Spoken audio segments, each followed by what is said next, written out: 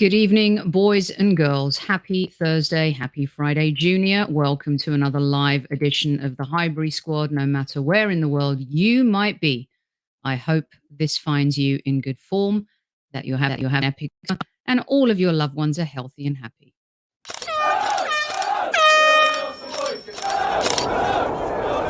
Mind the gap between the train and the platform. Please stand clear of the discussion doors. The next stop is Highbury Squad.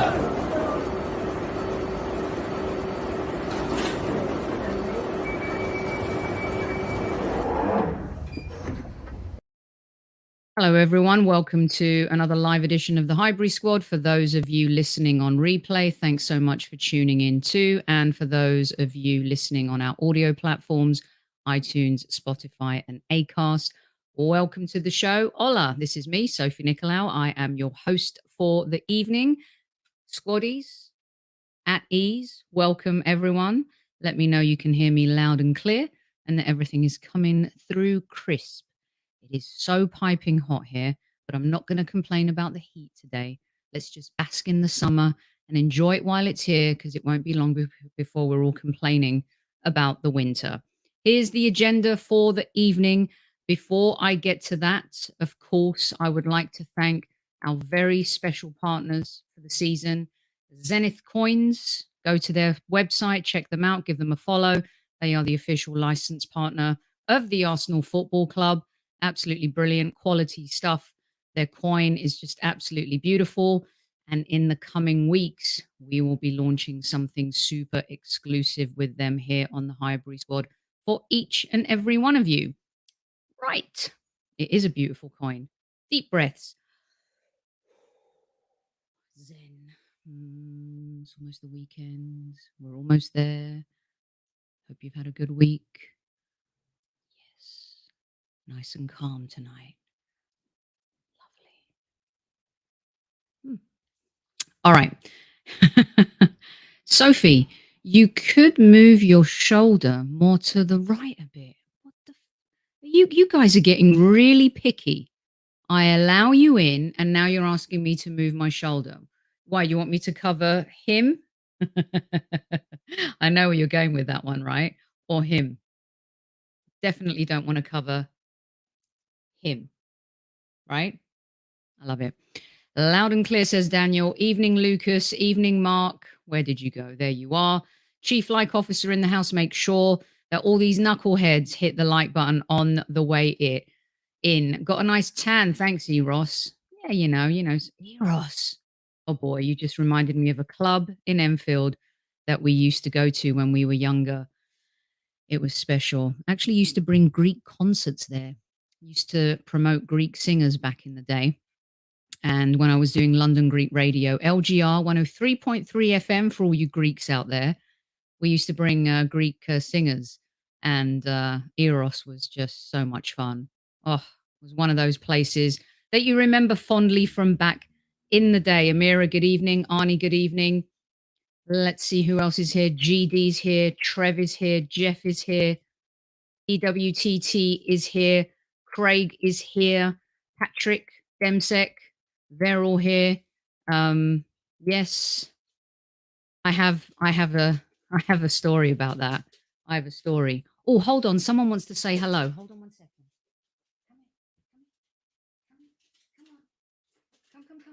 Come. It's the real Vinny. He wanted to say hi to everybody. Hi, baby boy. Do you want to co-host with me tonight?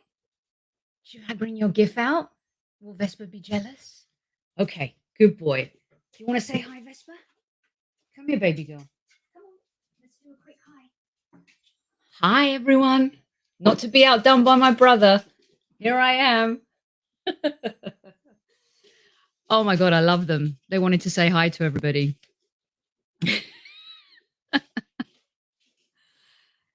At last, Vinny, the real Vinny. Let me get these in. Vinny live in the house. Is that his first official appearance? It might be, right? I think it might just be.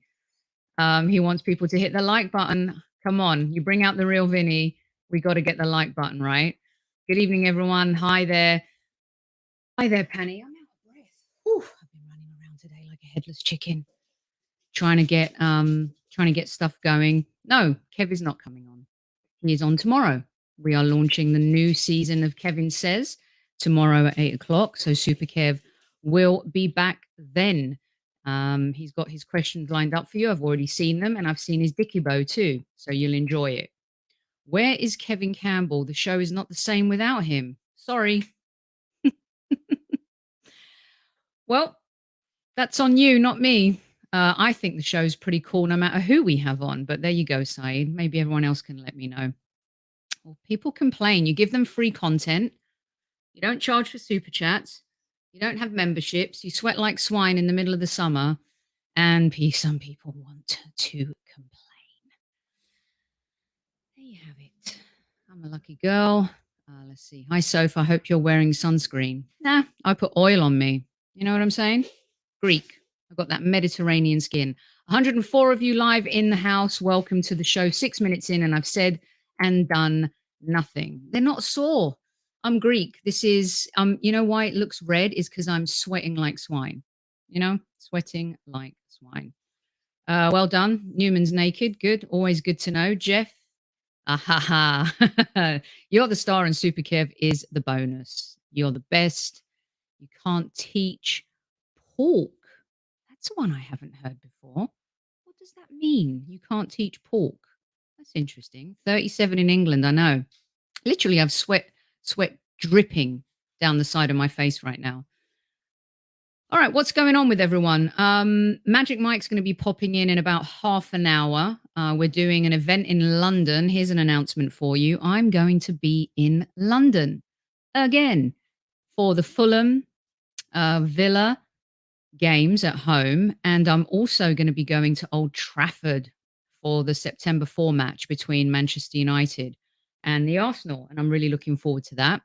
There's an event happening on September 2nd, and Mike is going to come in and tell us all about that. Some of your favorite podcasters will be on a panel in a special location in London, and it's going to be epic. So Magic will be in a little bit to tell you all about it.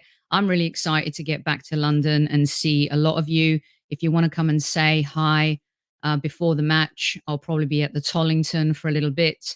Would love to give you all a hug and say hello. So yeah, I'll be in London for those games and really excited about it.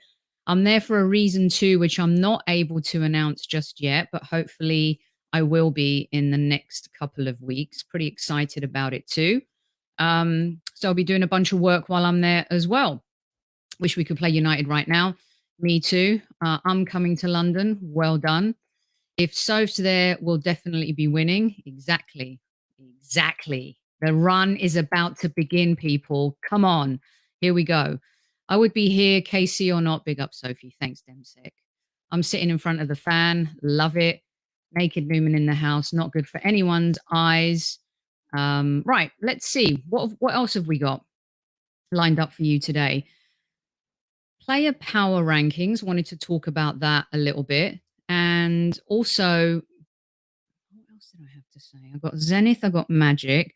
By the way, our store stuff that you can see in the description on the show, when you buy that, it goes to Gooners v Cancer and it goes to our artists in the community. And if you can see, there's sweatshirts, there's T-shirts, there's mugs. We've got a whole bunch of merch, and all that will be going to charity. So if you fancy buying a Brockton Egg T-shirt or a mug, here is Super Kev modeling it beautifully here, as he always does. That money that is sold from the merch goes to some of our favorite charities and to our favorite artists as well. Let's talk about player power rankings, shall we? I wanted to do this because I saw an article on NBC here.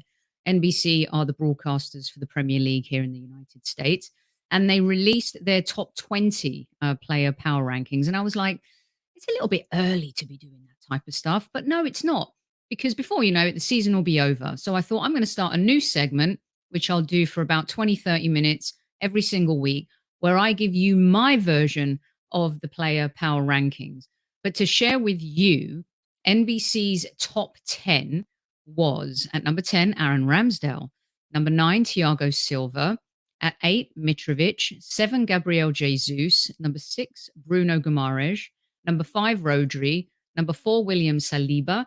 Number 3, Kevin De Bruyne. Number 2, Kulishevsky. And at number 1, Erling Haaland. So I wanted to share my top 10 with you, and I'll be doing that every week because I'm very curious and I'll be keeping my eye on this in terms of who's going to sustain being in that list all season long, who's going to fade. So I've got a couple of players in my list that might be a surprise to you, but I also think they're players that by the end of the season, will they actually be there? Don't forget to hit the like button and subscribe if you're in the house and you haven't already. Please do so. Let's start off with my number 10. At number 10 for me, you might be surprised, but I also, God, I've got to get that naked Newman comment off the screen, don't I? Yeah, absolutely.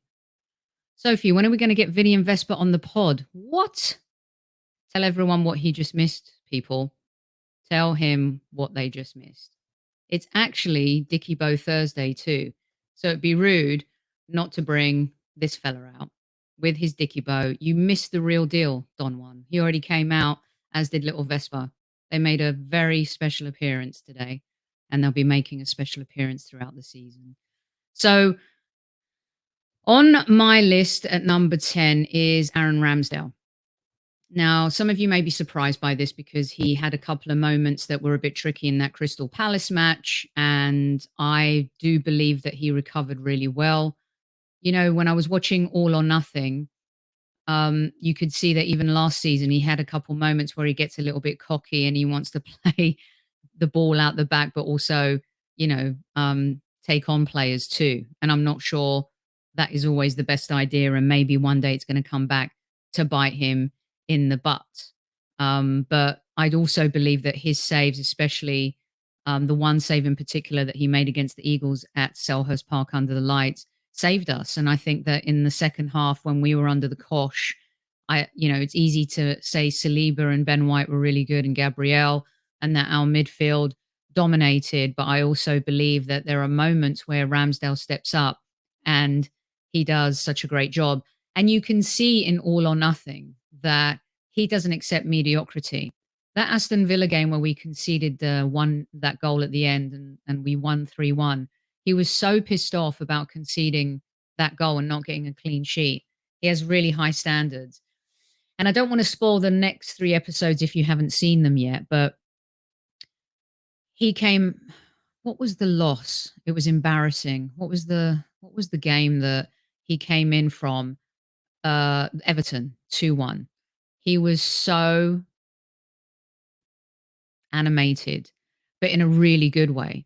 Like, he goes, that was embarrassing. We were absolutely humiliated. And you can see that, he's got the right attitude and that he is definitely someone that, I think makes and keeps his teammates on his toes as well. He has to learn there are speeds between 0 and 100. I agree. And he was fuming, Yuji. He was absolutely fuming on that one. Lynn says from the 4 you have put up there, I think Nunez and Klusky, or Klusky, whatever his nickname is. Who cares? Our changer wants me to cover his face, which I'll try to do. Don't forget to click a like, of course. So yeah, Rambo is at number 10 for me. Real quick, I digress. I'll tell you a story. So in episode 5 of All or Nothing, I made a note of this. Where did I put it? It's 17 minutes and 57 seconds left on the show. So if you forward it to that, you will hear Super Kev's voice. I don't know if you guys recognized it or clocked it, but he says, they got to get something done. They got to get something done. And there's a little, you can almost hear someone say, oh, what? That was my voice. I'm officially Kevin Costner in The Big Chill. I got cut on the edit room floor. Did not make it. So now I can let you in on a secret. They asked us if we would provide a clip from the show, which I, of course, gave full permission for them to do so. And and I don't know if they're going to use it later on in the show. I doubt it now because it was transfer window related. And Kev's voice can be heard, and you can, if you go back and play it, you can literally hear my voice go, "Whoop," and that's it. So I am now officially the Kevin Costner of the podcast world. I got left on the cutting room floor. And you know what? I'm cool with it. Having worked with and looked after all of these celebrities my whole life, I'm used to, this kind of stuff. But I thought I'd let you know that because you guys might chuckle and think that it was a little bit amusing. So yeah, they didn't show anything from Aubameyang's. No, they didn't. They didn't. It was. It was literally Newman. It's like Kev says his thing, and I go, "What?" And then it gets cut off. That was, I've had 15 minutes before, but yeah. So at least Kev's voice got on it, and yeah, and big up to all the fans and everyone who's been on All or Nothing. I've seen a lot of people talk about how our fans are too negative, and I just don't see that. I actually think our fans have behaved and came across quite well on the show. What I think people are misconstruing is the phone ins, the VOs, voiceovers in on Talksport and BBC Five Live and all those other shows where you hear people calling in and having a rant or rave, or you hear the voices of, the hosts or the pundits from a variety of different shows. That is where I think people are getting that from. But in terms of our fans, like especially the women in the pub and the guys outside the stadium, I don't think they've represented our club negatively or embarrassed us in any way. So I don't understand that narrative at all, with people picking holes in our fans. And I see it as completely the opposite. A small stone make big circles on a still lake. God, you guys are coming at me with all of the sayings today. Only fans. Not thinking of that. Online fans are very different to match going fans. No, no, no, no, I don't accept this. No, because that paints a bad picture of fans who are internationally based, who love the club and are very positive online.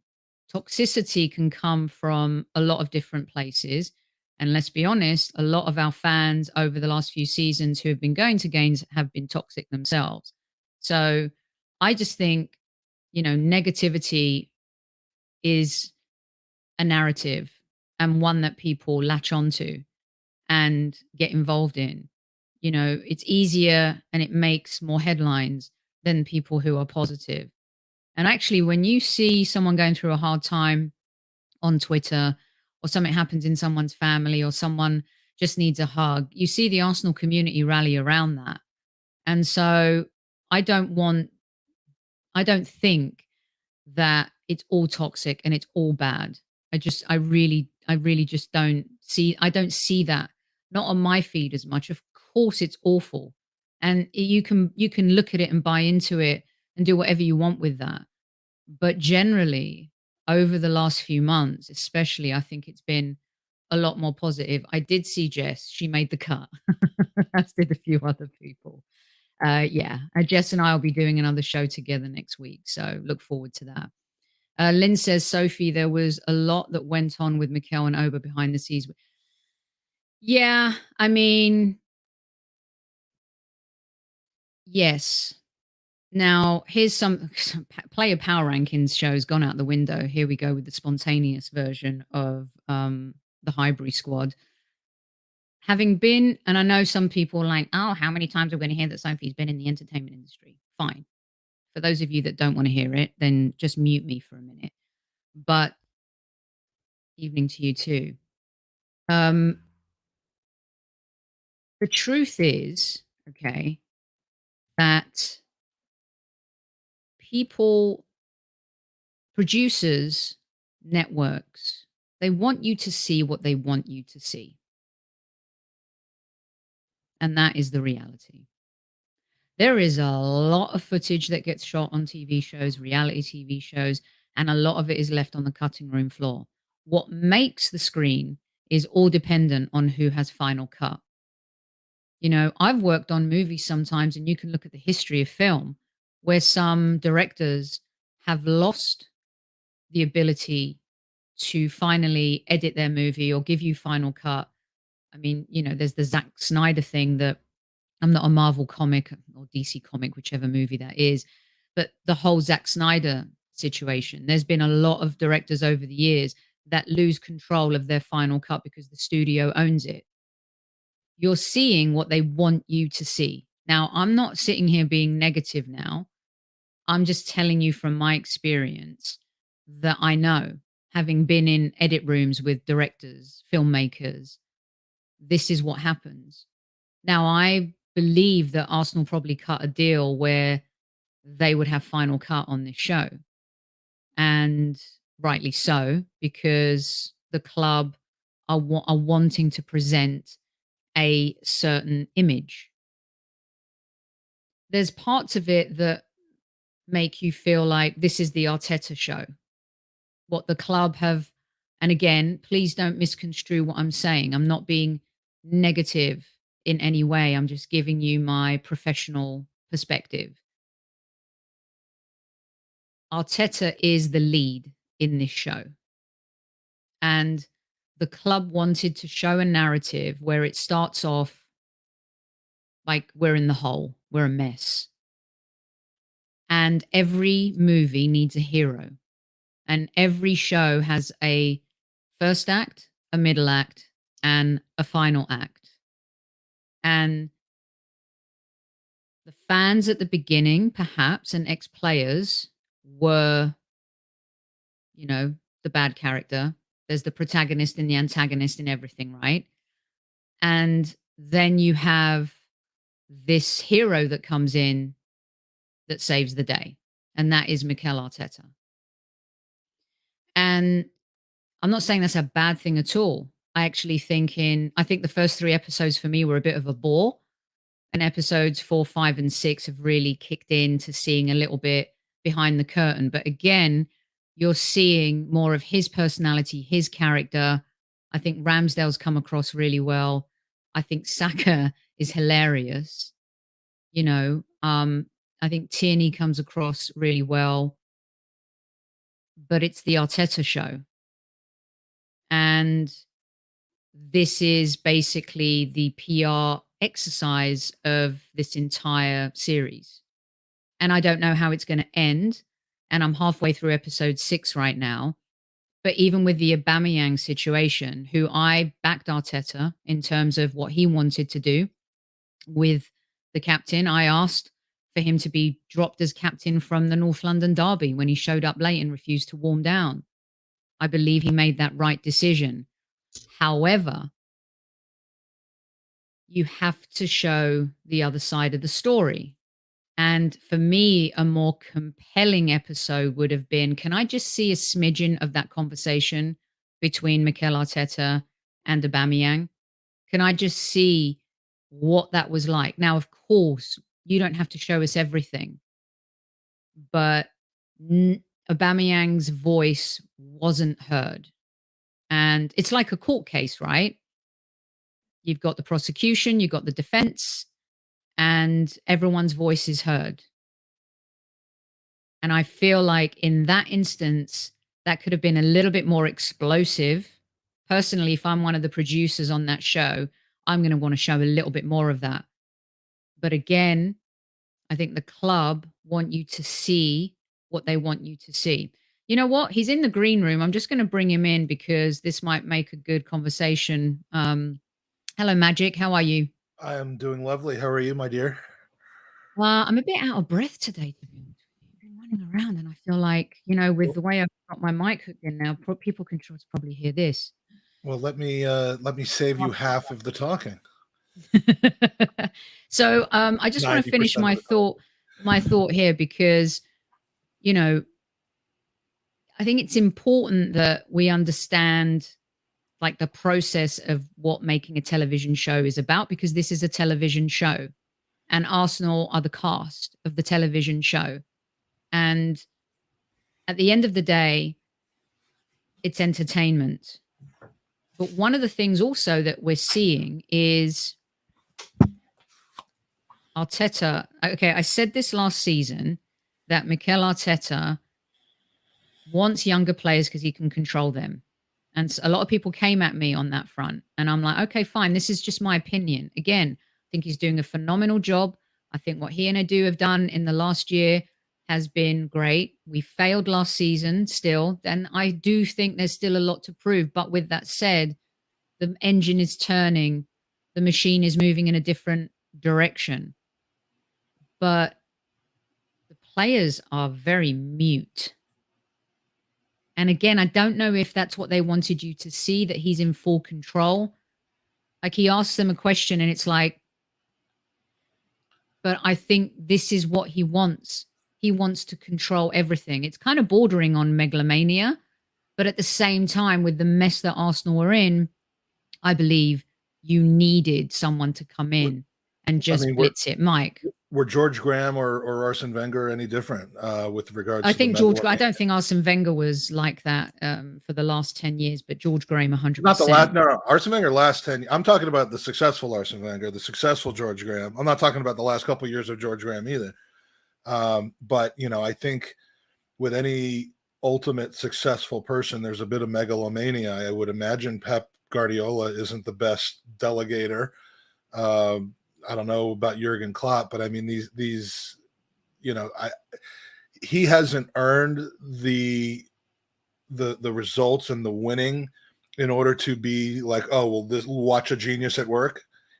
I think he's trying to act the part that he wants, if you know what I mean. And I think it's effective, but there's no question that this is, as everyone suspected it would be, a marketing tool, you know, telling the story that they wanted to tell. But by the same token, it's not Big Brother either. It's not like, you know, watching 7 different feeds live round the clock. You're going to hear all the things that you know, would want to hear. It's covering a considerable portion of the season in a way that, you know, I don't think you can say, oh, Mikel Arteta was just acting for the camera. Oh, Aaron Ramsdale was just acting for the camera.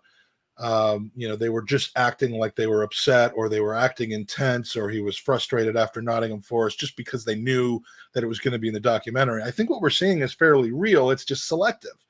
And that's, you know, when you get 8 hours out of, you know, how many hours are in 9 months? I mean, you're going to end up with the partial story being told.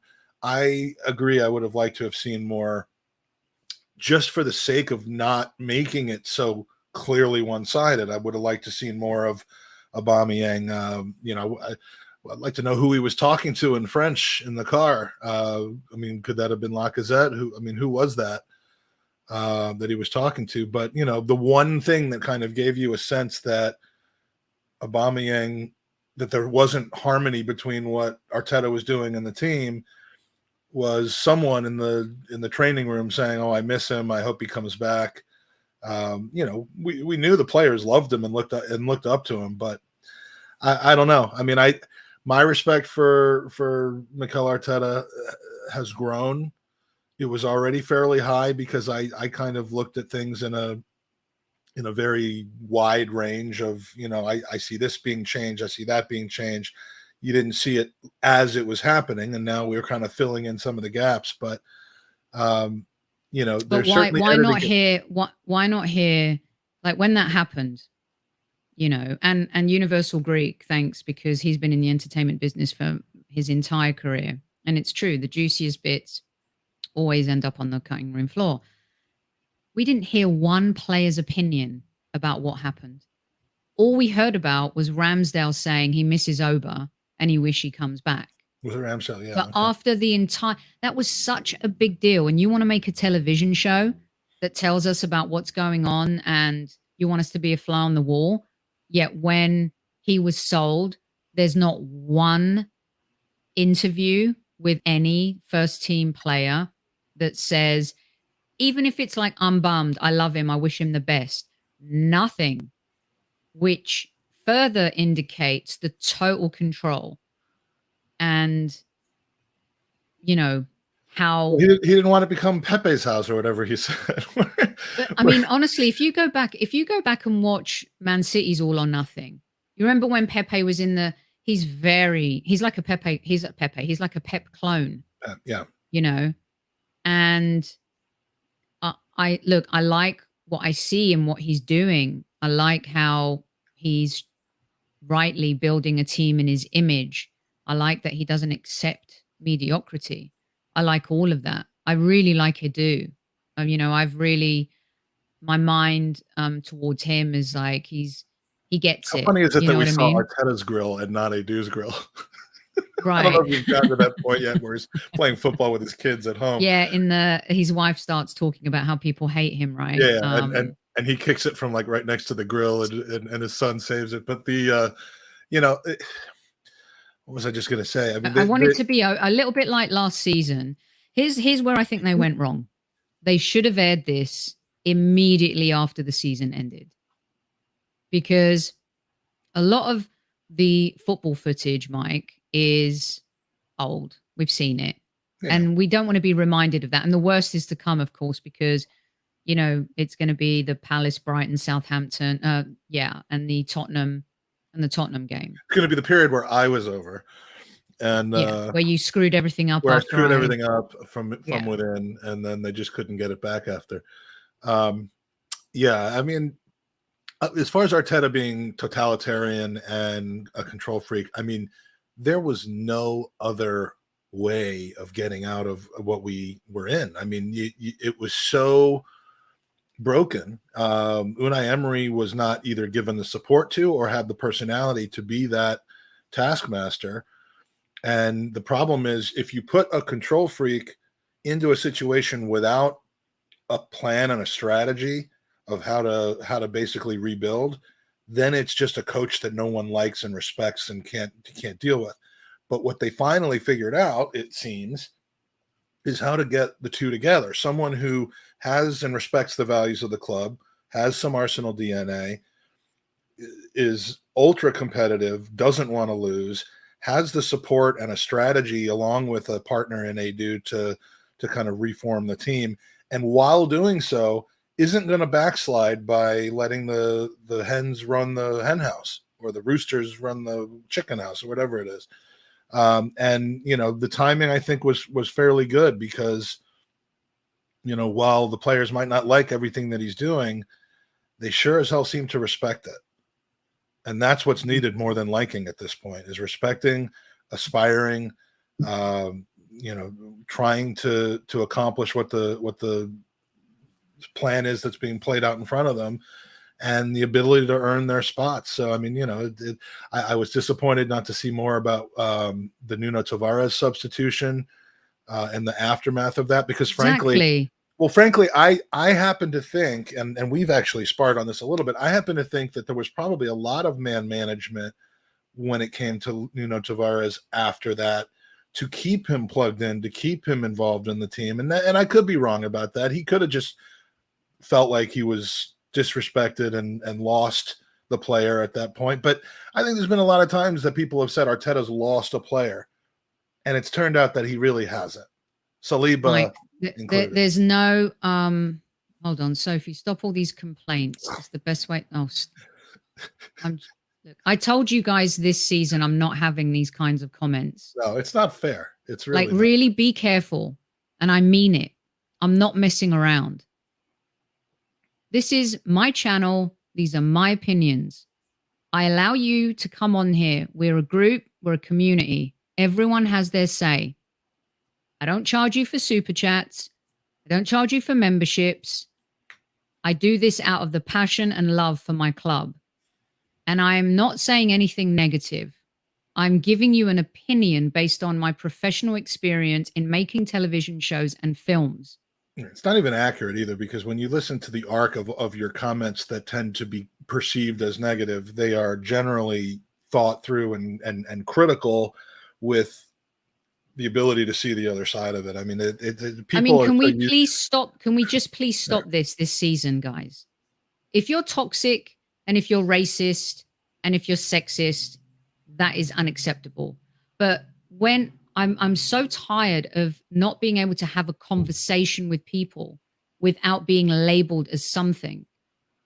You know, this is a television show, and there are reviewers who critique it.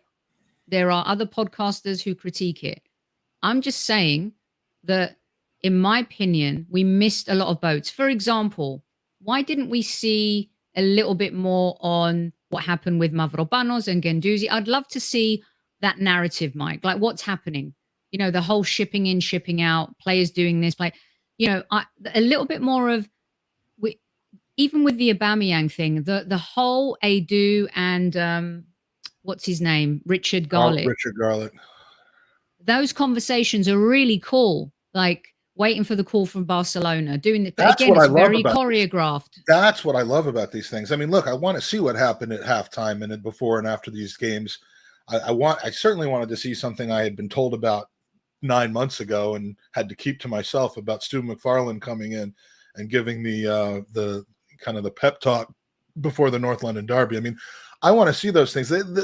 I just wish, and I'm sure this was contractual, and I'm sure this was Arsenal, but I wish there could be 16 hours of this, not just 8, because then you could deep dive into these things. They've spent just like 2.5 out of 8 hours on Aubameyang and on the one on the club's dealing with Aubameyang.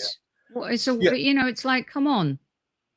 I mean, there are entire, there's, and it's not supposed to be a blow by blow of the entire season. I get that it's supposed to be a summary, but it's there are massive. I mean, there are games like 3-4 stretches in a row where they don't even cover the results. They just kind of flip forward to the next time frame, like an October, November time frame. So it's just limited in the how many hours, but they spent those hours really creating the narrative of the Aubameyang situation and the transfer window. And they didn't even go into the not buying anyone in the transfer window thing too much. There was a comment or two, but yeah, I'm kind of I'm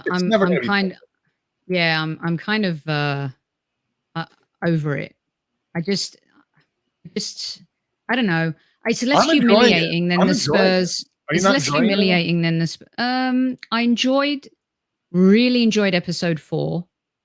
I thought that was when things started getting juicy. Then I thought episode 5 dragged with the Aubameyang thing.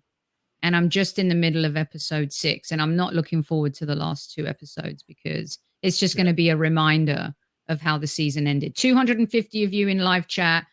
Kevy hates it when I get angry. I like the childhood. I wasn't angry. I was just being like, passionate. Let's just understand and listen to each other and have a conversation. Well, it sucks to give of yourself as you do.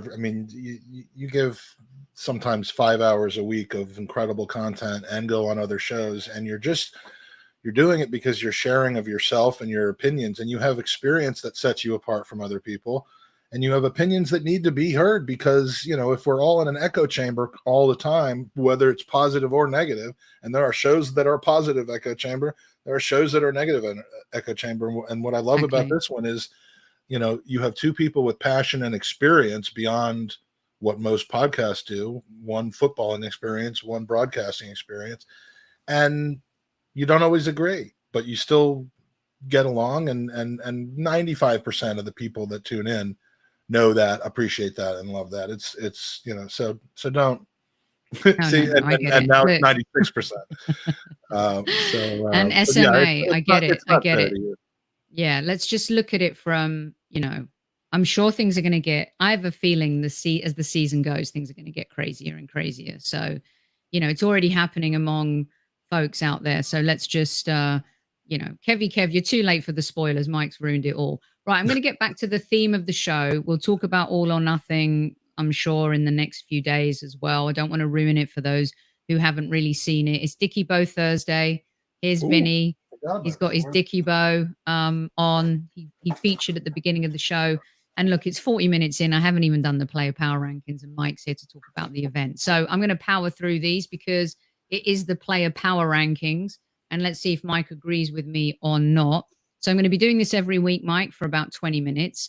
At number 10, I got to number 10. So our 10th best player. Into Aaron one. Ramsdale. I'm just gonna. Yeah, 10 was Ramsdale. Was that? Did you start at 10 or did you start at like 18 or 19? No, I started at 10.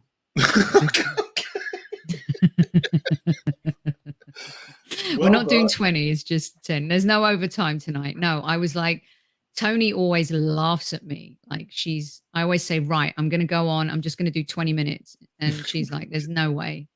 She goes, you can never do a 20-minute show. I go, watch me. I can only do like an hour and a half or longer, or 10 or 15 seconds or shorter. I've done a couple of 10-second podcasts, but put me and Magic together, and everyone's in a whole lot of trouble. We might end up doing like a 28-hour podcast. I'm glad you're alive, Taib. I've been worried about you. I was going to write to you the other day. Good to see you in the house, as long as you're a good boy. Right, from 10 to 10, it's taken 40 minutes. What is the? Don't talk about fantasy Premier League while Mike's here. He'll literally listen. You have an angry Jew and an angry Greek. I'm going to do a whole show on it, and it's gonna be the most explicit show. There's going to be nudity. There's going to be cursing. It's going to be awful. Oh my God! Okay, people will watch. Let's rattle through these. At number 9 for me is Gabriel Jesus.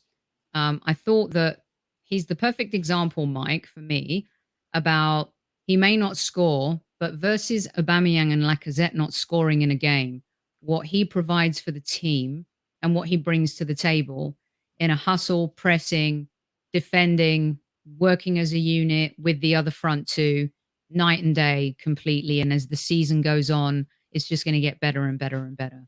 So for me, I used to say this about Lacazette when he wouldn't score, but this is a different level. I mean, Lacazette was doing what he could, but Jesus is doing what Lacazette couldn't. Yes. Well, he couldn't. He did it in December, didn't he? When he stepped up and, then at late February, March, he just kind of went Pete Tong for Lacazette. Where's the bell? I'm on it. Trust me. You can't say Pete Tong without me reaching for the bell. And number 7 is Darwin Nunez. Even though he didn't start for Liverpool, the audacity this fella has. Oh, this is Premier League power rankings.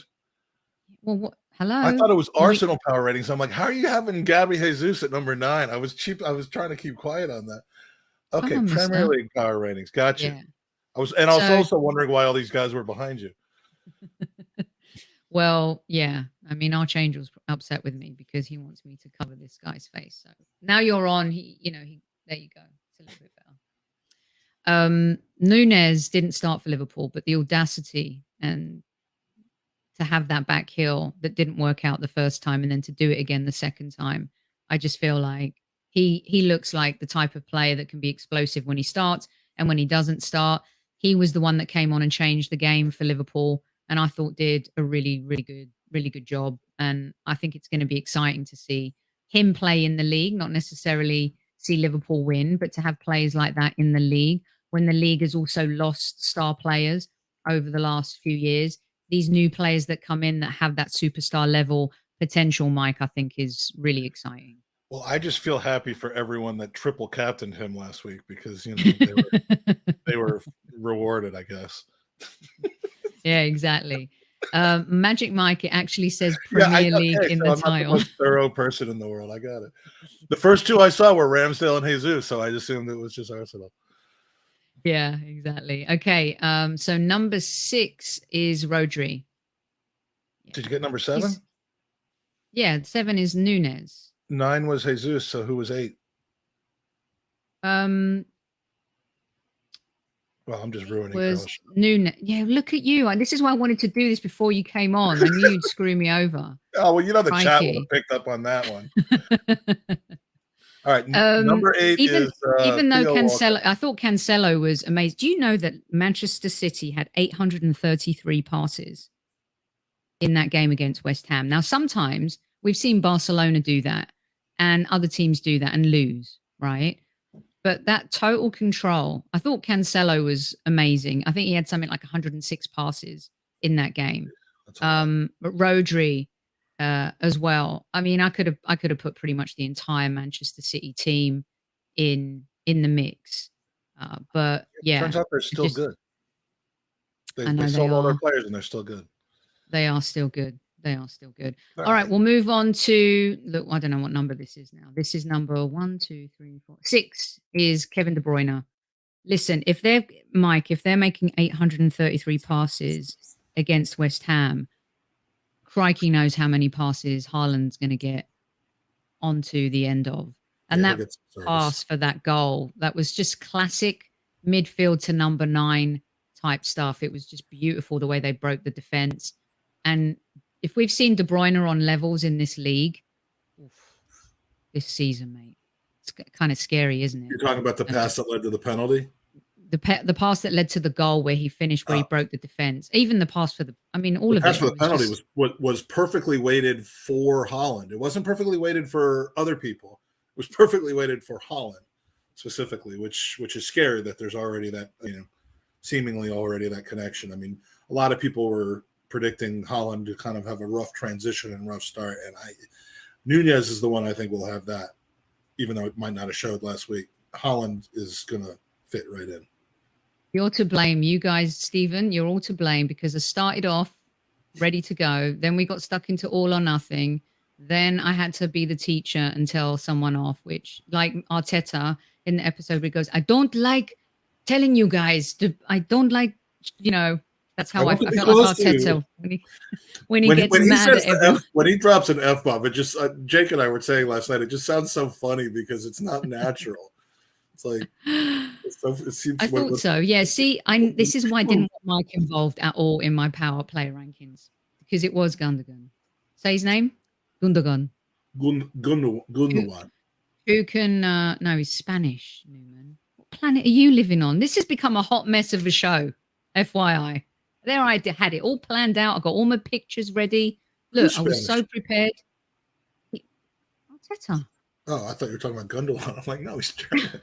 No, I had, number 10, Ramsdale, number 9, our number 9, Jesus, number 8, Darwin Nunez, number 7, Rodri, number 6, Kevin De Bruyne, and number 5 for me, the man who tortured Manchester United at the weekend. Oh, yeah. And Mike, how much did you love seeing this?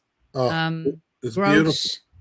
Wasn't it lovely? Don't you love their torture? Aren't you just loving their demise? I am praying that it lasts until we arrive at Old Trafford together on the 4th of September. I mean, my wife will be there, but the three of us will be holding hands as we walk into Old Trafford together with my cousin George to claim what is rightfully ours. I mean, I'm hoping that they don't somehow figure this whole. I mean, if the Ronaldo thing is still going on, because it'll be the first game after the transfer deadline, so something they'll either have purchased all of Barcelona's non-registerable players, or they'll be dealing with the same crap where no one wants to come to them. It's just one thing or the other. I cannot wait for that game. Yeah, first time at Old Trafford for me too, which is one I've wanted. And let's be honest, again, talking about Crystal Palace thrashed us, humiliated us at Selhurst Park. They deserve the credit, but the narrative becomes about Arsenal being in the mud. Brentford 4-2 against Chelsea at Stamford Bridge became about what Chelsea didn't do, whereas the narrative should have been what Brentford did do. They played brilliantly, right? Same thing with Brighton. Talk about chalk and cheese when you look at, maybe for the first 15 minutes you could see what Ten Hag's trying to do, but a little bit like Mikhail Arteta at the beginning, just doesn't have the players to do it and to execute his vision and what he wants. And our good friend Tom Canton told me on a show a while ago, he said, look, Soph, he said, he's used to having a system at Ajax, everything organized and built around him. We know he's a product of a system, and the crazy thing is they brought him on with seemingly with no intention of providing him the system that he's used to. I mean, he's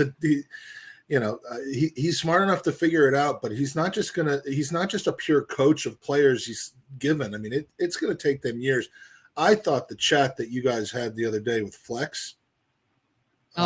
Did you like that chat, Mike? I loved that chat. I never really watched the guy. I've heard of him, but he really had some very, very solid understanding of where his club is and wasn't afraid to talk about it in an intelligent way. I mean, I wasn't able to watch the end of it. I had take a business call, but like the first 30 minutes or so, he did most of the talking and he was brilliant.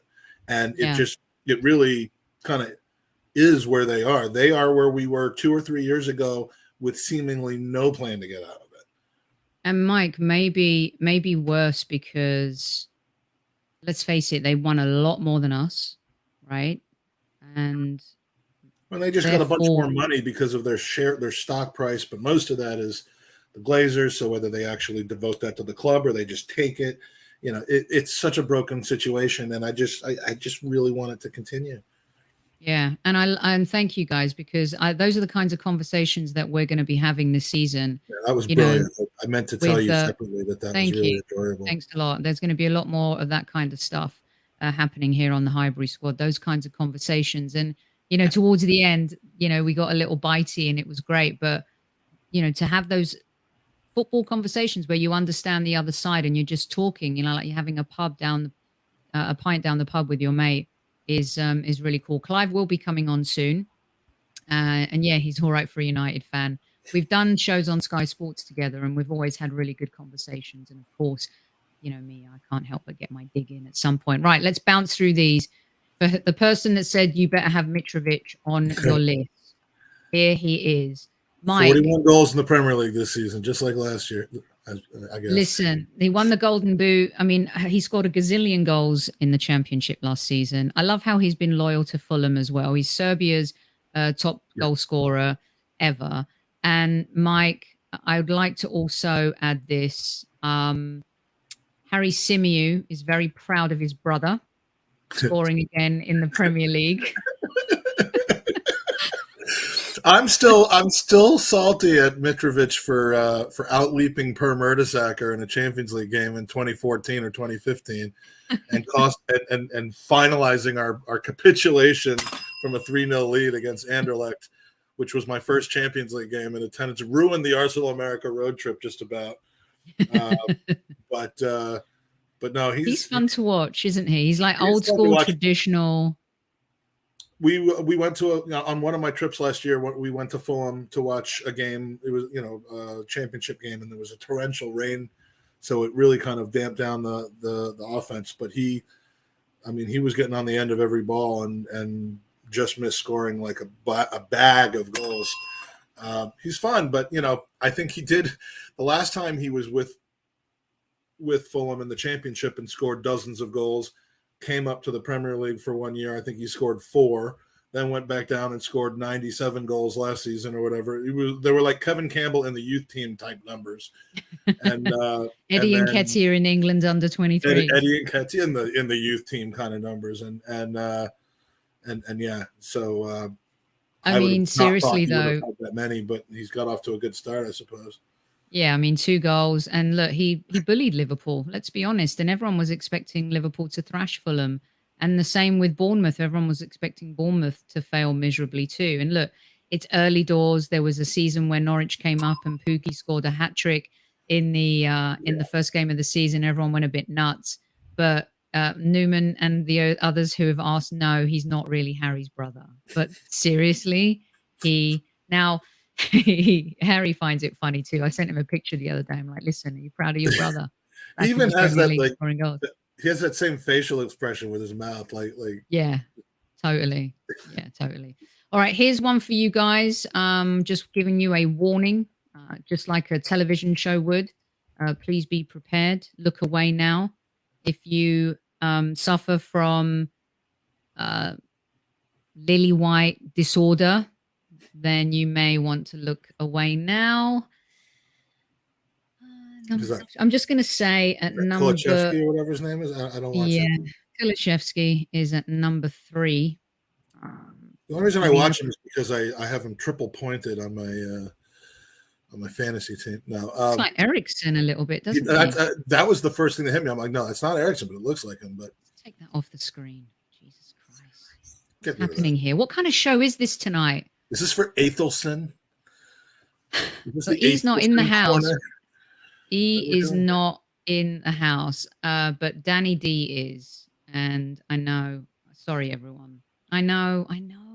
But listen, this is where I'm fair. I'm fair and balanced.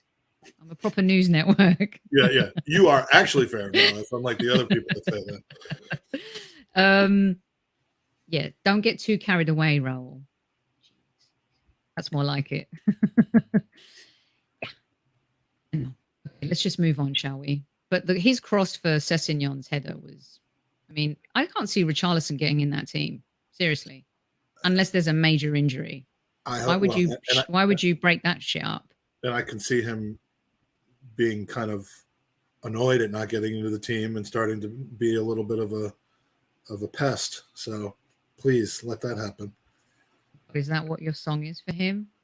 It's not as good as Zinchenko, always believe in your soul. Oh, right. Let's get this done. I'm hearing about that song, and I haven't actually heard it yet. I haven't immersed myself in the Zinchenko song. Have you seen the videos? No. You got to look at the videos. I'll send you the link. Yeah, I saw one, and I couldn't hear it at the time. I don't know. It's weird. Sometimes I'm very late onto the scene with certain fads, like being attractive or something. Did you see Martin Kemp sing it on social media, the Spandau Ballet guy? No, but I did hear something about it. See, I've been very news adjacent lately. Well, you're very busy. You did a podathon, and we're about to talk about the event. What? You told me I had a beautiful voice last time. Jeez, I'm getting killed left, right, and center. Right, here we go. Number 2. In Greek, we call this an igona. You know, when you go to church and there's a picture of, Jesus, and you pray and you do your cross and all that type of stuff. This is like a beautiful igona. Number 2 for me, William Saliba. But Sophie, he's only played one game. How can you make those comments? Okay, did you see my post backing up my boy Kev? That I did see. Tell everyone what I did, Mike. Defending your man for being dragged over the coals for rating Saliba so high because clearly Kevin Campbell has only seen Saliba play 90 minutes of football, and it was last weekend. There's no other sample size to look at in the William Saliba story to make a judgment on, or even a preliminary judgment on. So do you think they're deliberately of your brother from another mother? Listen, he was, his first, loan season was good. His second was great. He's in the French national team. Have you seen who plays in that team? I would agree that I had trouble. I watched a few Marseille games, and I was impressed with what I saw. But it's looking at two different types of money and trying to figure out which one's worth the more. I mean, I don't know what being good in the French league means. There are French defenders are a historically good bunch, but they're usually playing, if not at PSG, they're playing at the Barcelonas and Real Madrids and exactly and Manchester Cities and Arsenals of the world. So I didn't really know what to make of that, but both in fairly competitive environments in preseason and in the game, I mean, he just looks like he's got everything. Definitely. And Mike, and it was nice that he was kept percolating for a couple of years until he was just right. Like a fine wine ready to pop. Have a little sip. Enjoy. Listen, 37 games left. Who knows what's going to happen? Push him around, watch his legs, and Kev, stay. Mike, do you think I sound like a nightingale that's been half dead for 2 weeks when I sing? I would prefer to call it a nightingale that's been half alive for 2 weeks, but I'm a glass half full person. So I'm going to give a yellow to Terence. I'm going to give a yellow to Danny just because he supports Spurs. I'm going to do a double yellow Martinelli style for, I'll find it. But yeah, yellow's all the way around. It's going to be great, the yellow table. Right, let's get to number 1. Shocking, right? Jeez. Is 40 goals in the Premier League achievable for him? I think so. That's more than one a game. I mean, what's the record? 30. Clive Allen for I can't say the name again. Clive Allen scored 42 goals in one season the last time someone got over 40 goals. someone scored 60 plus goals once, but that was in yesteryear. I think in the Premier League era, I think it's a tie between Shearer and Andrew Cole with 30. Well, Salah did. Salah had one season where he was. Salah had 32. So Yeah. I think in the Premier League era, and not going further back than that, it's 34 Shearer and Andy Cole, Salah 32, Suarez 31. So I think that record's in play. Mike, do you remember when he missed the open goal, right? Which was I'm glad he got that out of the way and he handled himself so brilliantly. And then also when Darwin Nunez was going to be a dud, right, in pre-season, and this just shows you that sometimes how overreactionary people are. Well, there's reacting and then there's overreacting. I mean, the dude is going to score a ton of goals with that midfield behind him and the players. He probably won't get a lot of balls from Jack Grealish, but as long as he stays healthy and as long as people stop calling him Haaland, I can't stand that. Haaland. It's Haaland. Haaland with the R. Like, I know it might be pronounced that way, but don't spell it with the R. There's no R. Yeah, he was. Listen, when people he say reminds Costco me with an S at the end. That also bugs me. And what I think when I see him, Mike, I think of Ivan Drago from Rocky IV. If he dies, he dies. I must break you. I must break you. I will break you. I will break you. Yeah, he's scary, man. But but when he has to go up against Saliba, I mean, forget about it. Pocketed. Yeah, he's going to score a ton of goals, and oh god, this is my nickname from this year. This is happening. Mike, I'm so glad you're here to hang out with me today. This show's been a complete hot mess. Let's move forward, shall we? That's my first. Can I just say, rate my power rankings week 1 out of 10 in terms of presentation? It'll probably be a 3. In terms of the list, I think you probably all agree with me. For those of you who are listening on replay, I hope you've enjoyed this hot mess too. Let me know what you think in the comments section. Give me your 10 to 1. And there's going to be a lot of shows that are just like being down the pub with your mates. Just so happens that it's happened twice this week, and they're 2 Americans who've helped me achieve this phenomenal goal, Mr. Magic. Two friends, Americans. But so basically what you're saying is that Aaron Ramsdale is the best goalkeeper in the league because no other goalkeepers in the top 10. Well, currently Nick Pope, and Edison, and who's the Bournemouth goalkeeper? Well, Travers, Mark Travers. They've got. Yeah. Well, I like your list. It's good. Tight. Let's go to the event, right? So, Magic Mike, if you've been living in a cardboard box. Do you remember that song? No, but I do know Alice in Chains. I'm the man in a box.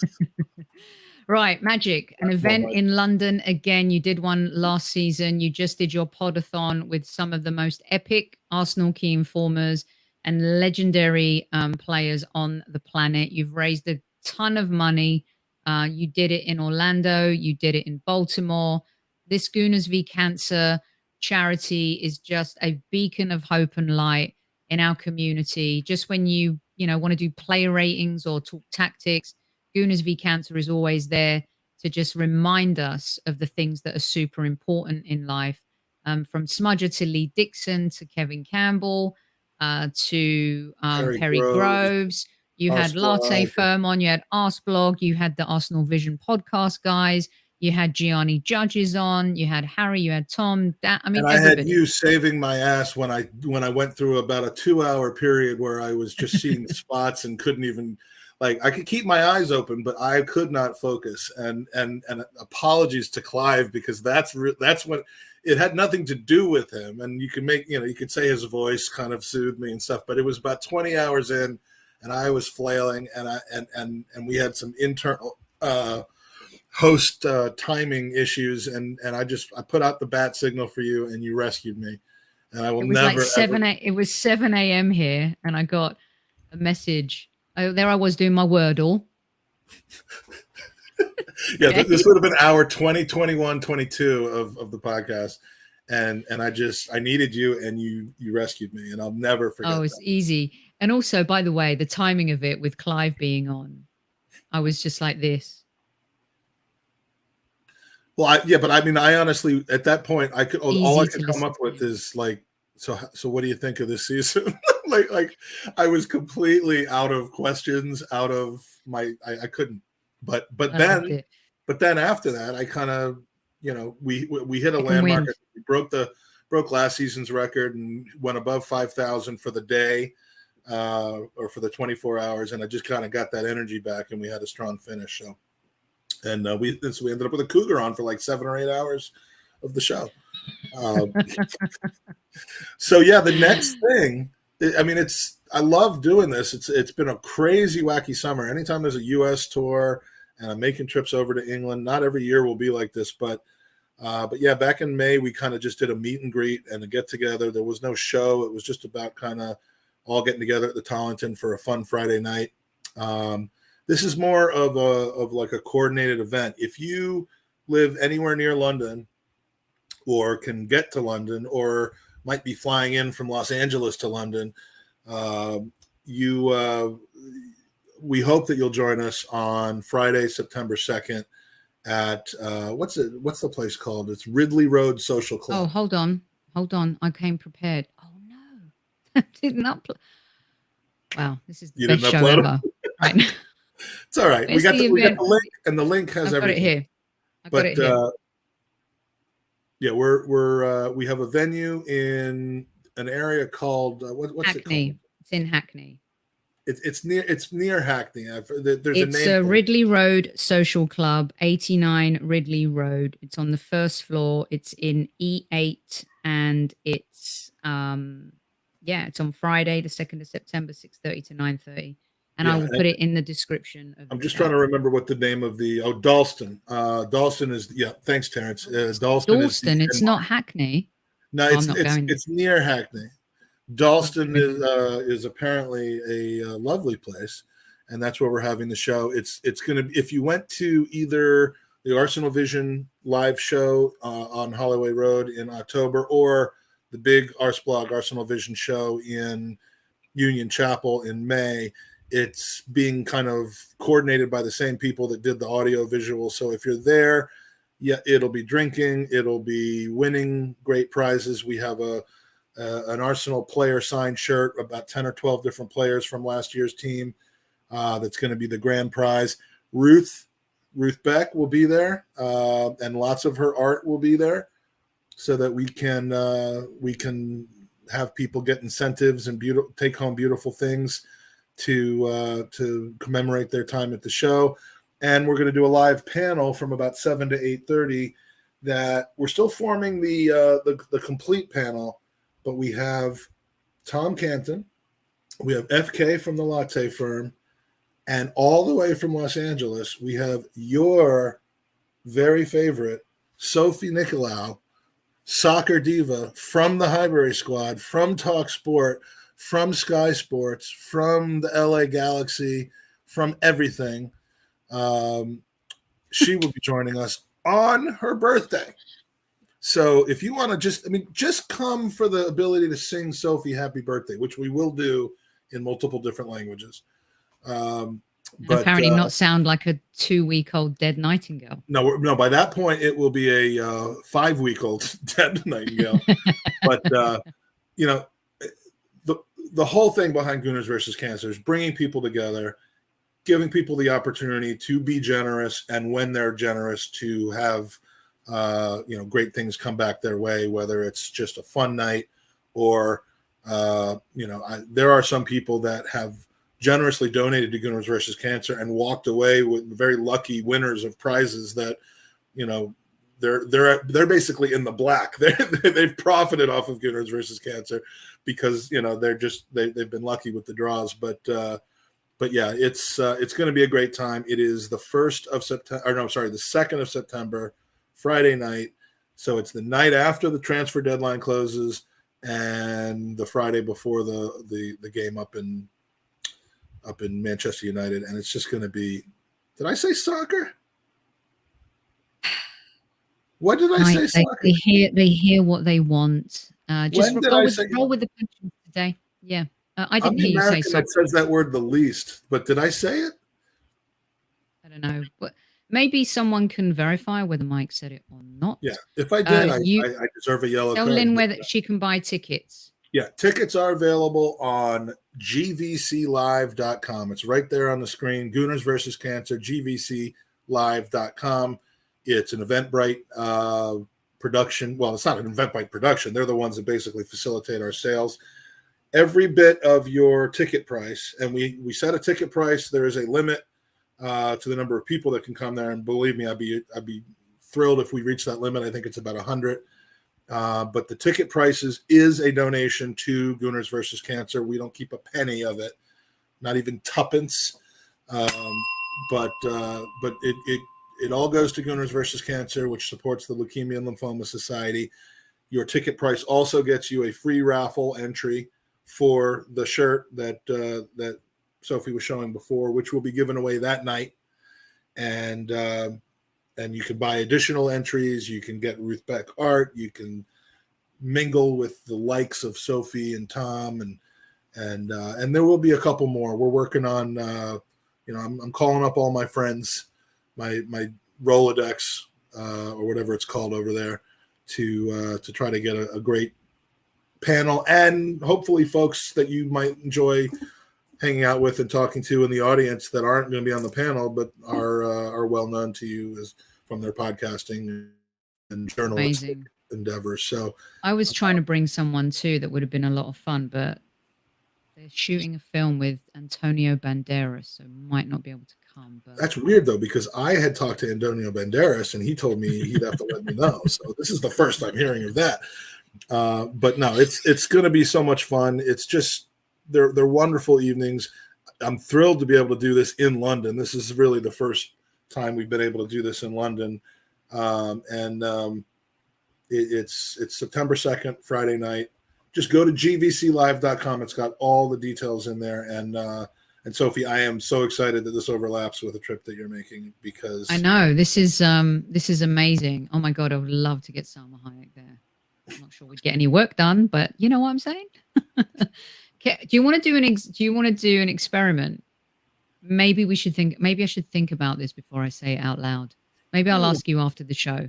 Should I just ask you? Just go for it. Even if we raise £5, what if we include Newman's art? Just one piece. We'll have to talk to Ruth Beck, because they're so similar. I don't want to cannibalize Ruth's fame and fortune by just by putting Newman's art right next to it. But we can have look, anything. I'm just joking, but even if it raises $5, I think that's a great idea. Even if it costs us £5, I think that would be worth it. So Gamer wants to be my date and Newman wants to be my bodyguard. I've got it all covered. Listen, this is an amazing cause. What Mike has done and the legacy that Gooners versus Cancer is building is really special.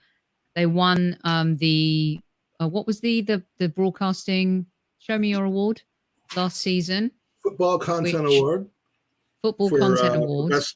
For best charitable campaign, which by the way, when is that? Is that in October? It's gonna the live event is gonna be in November, which I'm not gonna be able to be over there for no matter what. I'll go collect it for you. But well, I'd just be honored to be nominated again. The nominations all start in like September, and then the final voting is in October. The event is in November. But yeah, no, that was a real treat last season. Well, look, what Mike has done is amazing. This is an amazing event. There's going to be some great people there. They always have been. They raised a ton of money during the Arsenal US tour. They continue to do amazing things. If you haven't seen the Podathon stuff, go to Mike's channel, the Gooners pod, and check it out there. We're going to be clipping. We're going to be clipping the 27 hours into about 24 different segments, so that people don't have to search for the, so that there'll be like little 1 to 1.5 hour segments, and I'm hoping to do that soon. But Sunday Roast could end up winning the best podcast. It'll be the Sunday Roast against Latte Firm, against Gooner Talk against the Chronicles of a Gooner against Highbury Squad and Bear Camp Wonderland. Do you think we'll get nominated this year? Maybe we'll get nominated. I think you damn well should. Okay, we'll see. But Lynn wants to know, can you donate a prize for your cause? That's a fantastic question, and the answer is absolutely yes, because we have and it's been going on. I want to recognize, people who have found our cause and said, you know what, rather than just donating what I was planning on donating, I will get 2 free personalized shirts to give away, and we ended up doing that as part of the cause. I mean, believe me, it helps me, because essentially anything that we are giving away is a donation from me to the charity. We don't net it out. We don't keep a portion of it to cover our expenses and then donate the rest. It all goes to the charity. And so if people have unique things, this jersey that we're giving away was donated by a podcast viewer and someone who's going to be at the show on the 2nd. So absolutely, you can always reach me. My DMs are open at the Gooners Pod on Twitter.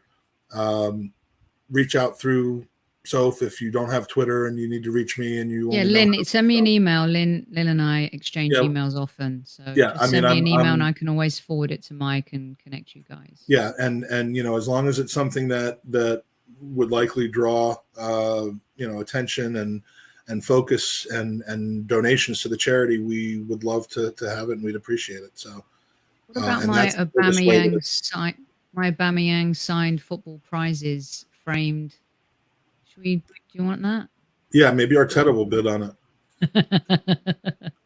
Still trying to get in touch with that guy. And Harry, he is a true angel. And again, Mike does all of this in his free time. Doesn't make a lick from anything. Does it because it's a passion for him. He lost his dad to cancer, and the charity is inspired by his loss and what he has done and what he continues to do in our community is incredible. The club support him. Ex-players support him. This is without doubt one of the best charities that we have. And anything that you guys, there's links to some merchandise at the bottom of the description. All of that. I'd like to sell some, please, so I can just give Mike a check. So if you just go and buy a pillow or a T-shirt or anything, and we'll add a discount code even to it, so we can raise some money and continue to raise some money for your support, and in every way. I mean, as a friend, as a counselor, as a co-host, as a promoter, as a participant. I mean, it wouldn't be growing the way that it is without my friends in the business. Let's say. I mean, I don't know how I ended up in the world that I'm in. Well, I do. It was really kind of strange, but not just being an Arsenal fan, but an Arsenal fan with connections to people who have a lot of people who have connections to them. And it's I just pinch myself every day that I'm positioned to where I have people who want to help me, and I just couldn't appreciate it more. Well, we love you, and we're here to support it as much as we can. Go over to gvclive.com. You can tweet Mike at GoonersVCancer. And, of course, you guys know his show, The Gooners Pod, and Magic Mike Gooner on Twitter as well. And I still want to know when I said soccer, because I really tried. Maybe did I say Game something has about forgiven soccer? you now because Game has forgiven you now because of all the great work you do. I know, but by the way, if I actually did say that. You can punish yourself later when you listen to this on replay. Yes. Because I do watch 20-minute. My 20 to 30-minute show is now 1 hour and 18 minutes in. I've done it again. She's done it again. She's done it again. Sophie Nicolaou. She's done it again. You can also go to Ruth's store. We have a lifetime discount, 20% off Highbury Squad, you guys. BuyRuthBlackArt.com is the website for it. And she will be there live and in person, spreading her joy, her art, her beauty, and everything Arsenal, and I have a really. What else are you doing that evening? That really good idea, Mike. Celebrating Sophie's birthday with us. I'm thinking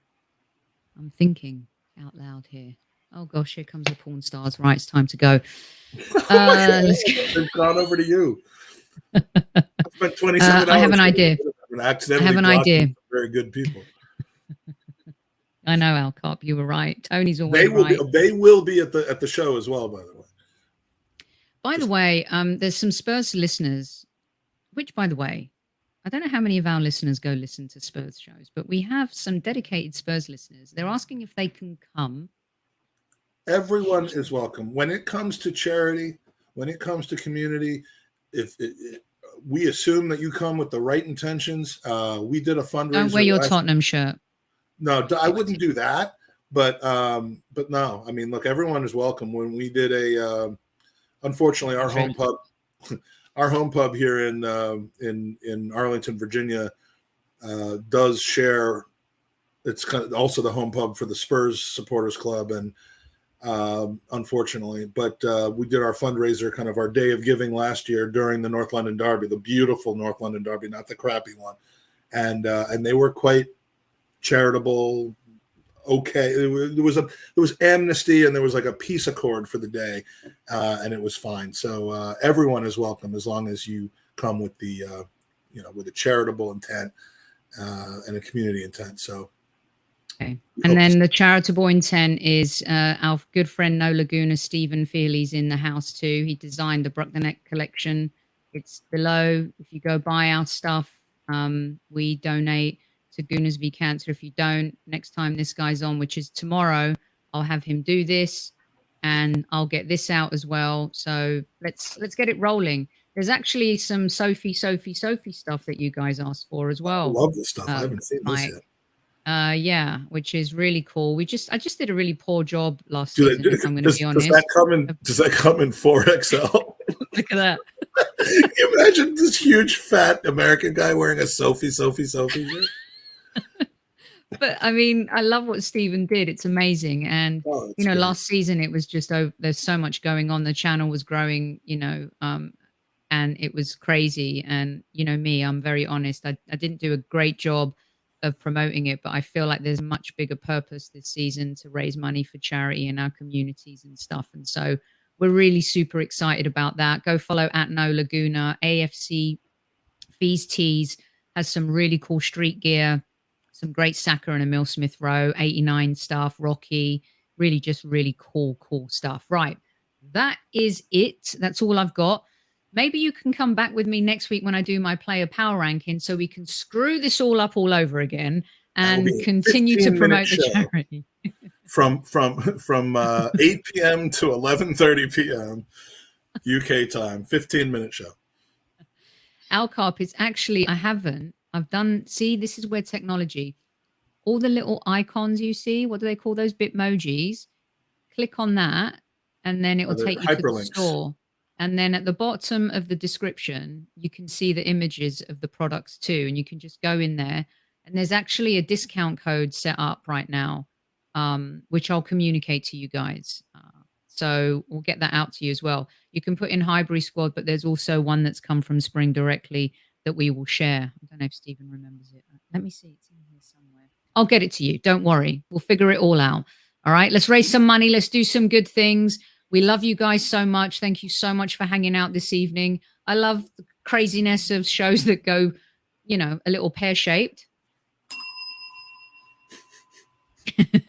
And at the same time... pear-shaped is usually an insult over here, but... Yes, thank you, Mark. Go buy some. Go buy some. There's mugs, there's pillows, there's a phone cover, there's teas. And it's Mark does have the distinction of being the first. He has ticket number 1 to this event. Does he? So everyone's gonna have to wait outside for him to show up so that he can come in first. But I love it. But no, absolutely love it. Right, everyone else, and Richard, come on over from Poland and come to the show. So I thought he was in Turkey. Has he moved? Turkey. No, you're right. Turkey. Come over from Turkey. Yeah. And bring me some. Okay.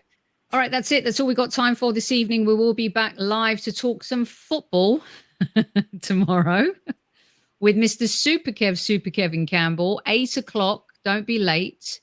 He will have his dicky boat on. And does he have some great questions for you? It's our season 3 premiere of Kevin Says live fan Q&A. And we'll also do a little preview of Leicester and Arsenal v Leicester. We are playing at home. Until then, Magic, take us out. Squades, Sophie, everybody, at ease.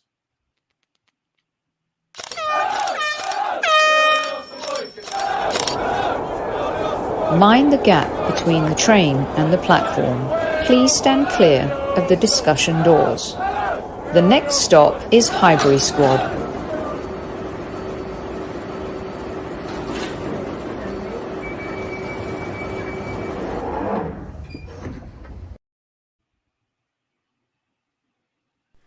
The Highbury Squad is powered by Zenith Coins. Support the future, treasure the past. Official licence partner of the Arsenal Football Club. Follow at Zenith Coins across all social platforms.